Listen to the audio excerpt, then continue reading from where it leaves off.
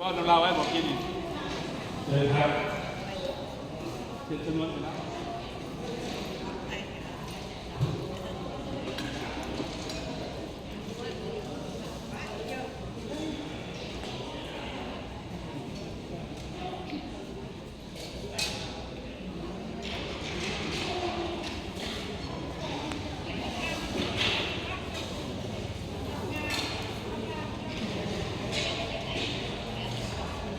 โดยสื่อสารนะครับที่ร้านก็ไม่ใช่ซีของวันหนึ่งหรอกนะครับมาร่วมพิธีที่จะสาธุกุศลต่อท่านครอบครัวความสุขความเจริญที่บริบูรณ์ทุกทางเวลาทุกเวทีการทำในชีวิตทุกโลกสมบูรณ์ตามพระพุทธเจ้าสอนเรื่อง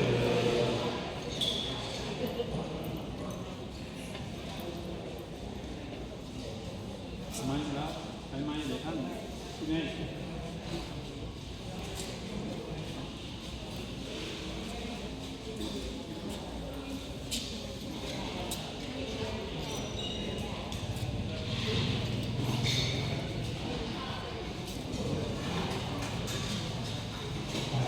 นะโมตัสสะภะคะวะโตอะระหะโตสัมมาสัมพุทธัสสะ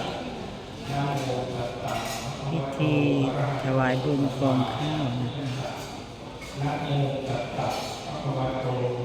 อะระหะโตสัมมาสัมพุทธัสสะโอตวะโอชนะพุทธะมะลาภังมหิหังสัพพะอิติตังโมตุ สามครั้งสามจบ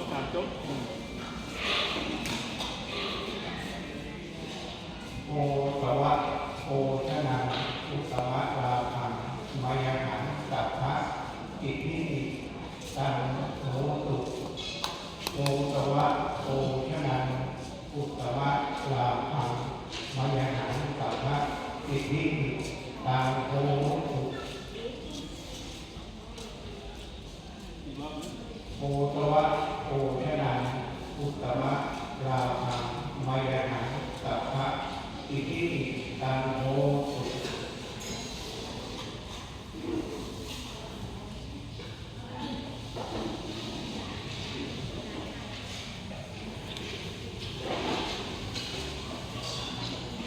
สุนันโตโพโตเทวานัสสมะตะคานุราเทพยาเจ้าทั้งหลายพาคนนี้ทานิกานิลาเจ้าเป็นเขาเป็นปาทานกับทางโสรสะพนสมทะลงวิมามิเลพระอาทิตย์เจ้าตนวิเศษใช้แสงประจันตะตอนนี้คนคงตรัสมีเวนาพระราหูอสุรินทาตนเมืองป่าตนเมืองนาตัวเดวมตนทารุณวิมาตสาในยาถากันทันเท้าจารุโลกบาลสติให้วิมานทันสีมีพญาคาถาทาพญาวิรุฬาพญาวิรุปกาพญาภูเวดาลาเขาเป็นเงาแก่เทพระยาดอกทั้งหลายอันนี้ยังดูผู้ผาสัตว์หัวละพันจิตทองชนะถวายอาณาหน้าตลาดเงินตั้งนาทีหวังหวงคุณท่านและดีนำทั่วเขตทั้งจักรภูวิญญาณสนทะลุวิมานเทียมพอกับท่านพญาทุมาเจ้าธรรมดาดีนั่งก็นี้ก็แม่นั่งรวมทุกธรรมนั่งน้อยนิพลานอันนักสายมนุษย์สุดเป็นของทุกคนในบางคนแดงนานดูเดินทางนิพพานไหนไปไหนดวงดวงแผ่นปัตตานีบุกกรณีไรนองนาทุกแรงตามหาไม่โทษโทษสีทั้งที่แก้วหูตนสถิตอยู่ในประเทศราชธานีในเมืองจันทบุรีลานบางรถของแต่วงนี้ใต้ดินเหนือพระใดพระกำไฟซ้ายทุกสีอนุทัยกำไฟขวาเดินแถวเป็นเกศตนอยู่ในประเทศของอาณาเหตุพระยาดาเจ้าทั้งหลายตนรักษาในพระ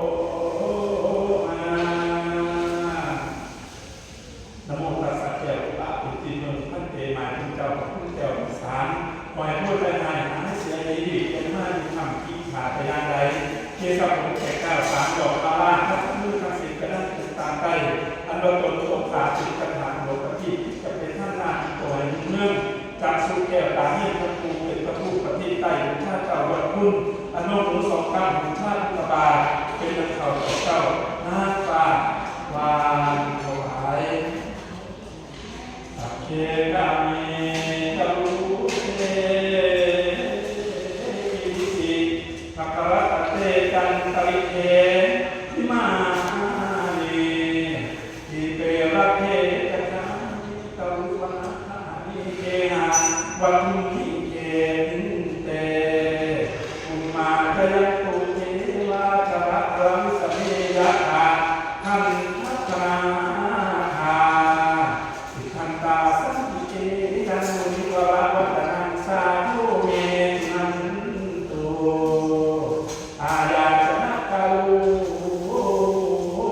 อายังพพันตาอาญาชนะกาลูอายังพพันตาอาญาชนะกาลูอายังพพันตา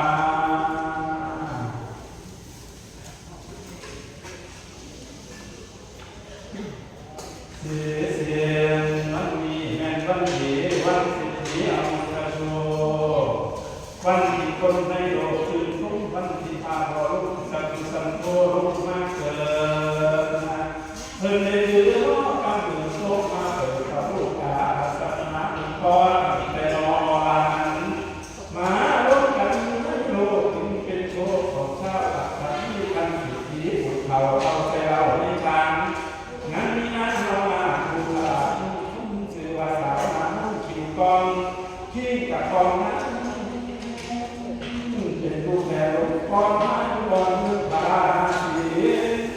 เป็นหน้าลิ้นหอกลูกค้าเจ้าให้ลูกค้าสามหลังใช้ของท่านของงานที่ดีสุ่มซึนดีไม่ลดกว่ารถทั้งหลายตามเดินงานที่น้องที่ขาทองงานห้องตาเอาซ่อนด้วยนาอยู่บ้านการเมืองไทยพูนคนที่บุญหลวงมาสูงนั้นอยู่ว่าแม่โมโสมาพ่อข้าพบอยู่กองแขนขาพองป่ามัสซีป่ามัสซีลูกเศรษฐีนาน้อยที่คอยอยู่ในใจใจที่ใดแต่นั่งเขาพาพอเจ้าที่ความสุขท่าตามไปหาพ่อพอจะได้ในนอนนอนไปขอพรจากพระฤาษีอยู่ในธรรมถึงรูกรรมให้ผู้ขาจึงได้เป็นเขาที่เป็นต่อหน้าที่ชนะภาวนาลำเดินทุกปีเกิดมาหลายคนก็ตายเพราะว่ามีเขาที่เกิดที่ทำพระเจ้าปูสัตโธพ่อมาโนถวายบาตรมีขาราทั้งเมาว่า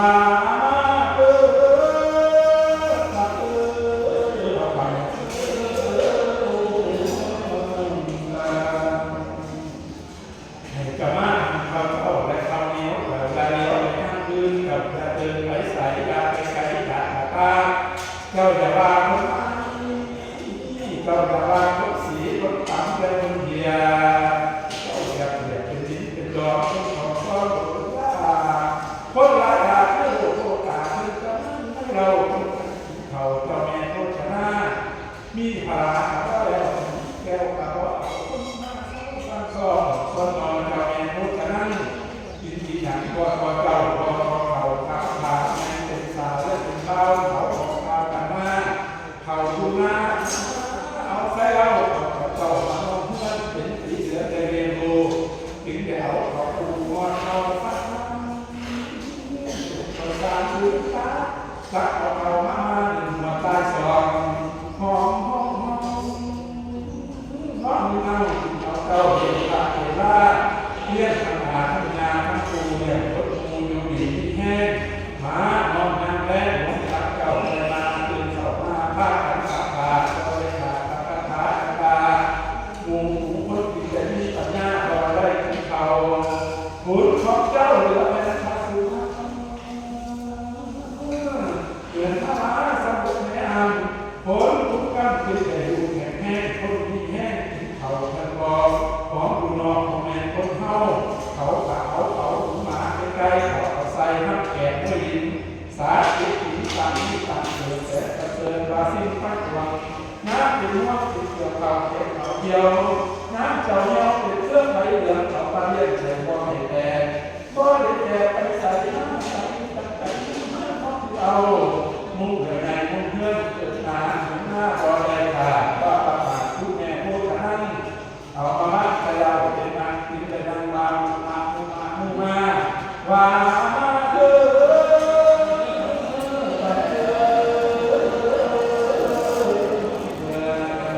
ฝันจอมน้อยที่คงนั่งเกี่ยวกา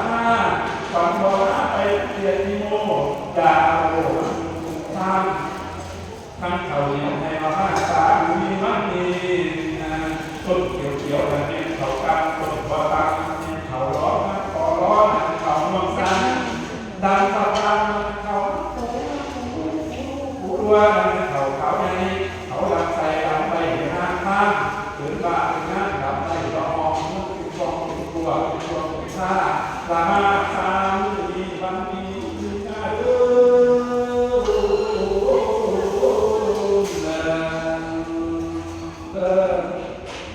ให้เจ้าตัดไปสมาไว้ดองกันดองกันหน้าท่านให้เจ้าน้ำมูมาดูว่ากันฝันจะไปทักกันกันอีกตามกันฝันจะร่างมูมาล่ามูในทางนกแต่ที่เขาสีกอนกกอเขาสีชาจะมีเรื่องที่ต่อจากเราเขาเสียวเจ้าไปวางหน้าท่านเจ้าสีก็เจ้าเอาไปเจ้าหลงร้อนคนอ่อนซ้อนเด็กเจ้าก็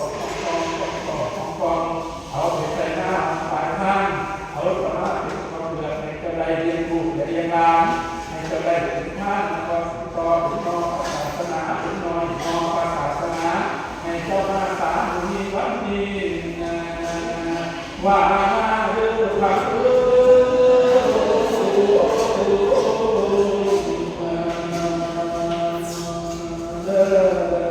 มีความรักของนกเสียงทองของคนเดิน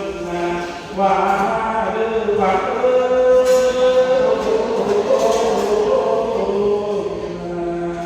ให้สมาหอดเร็วให้กับทุกข้าให้เจ้าเหนียวเลยครับเจ้าให้บอกกาว่ามุ่งหน้าโฆษณาสาขานิติตันปัสสิทธิเอหุสัญญาอาจจูโมตุ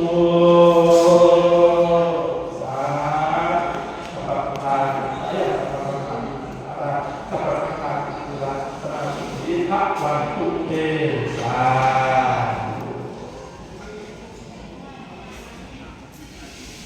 แต่นี้ก็ขอให้ท่านร้ายไปแล้วได้โปรดทราบเสียสีแต่ปีอายุน้าเลยสั่งมันในกำลังปานงานครอบครัว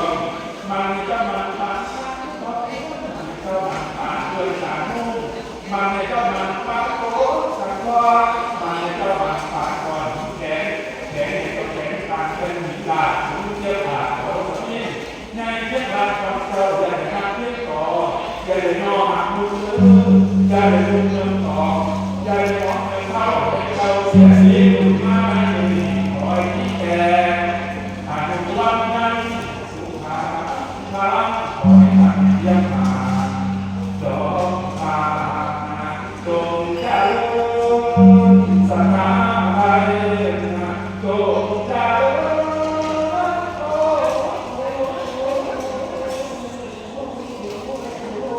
เดิน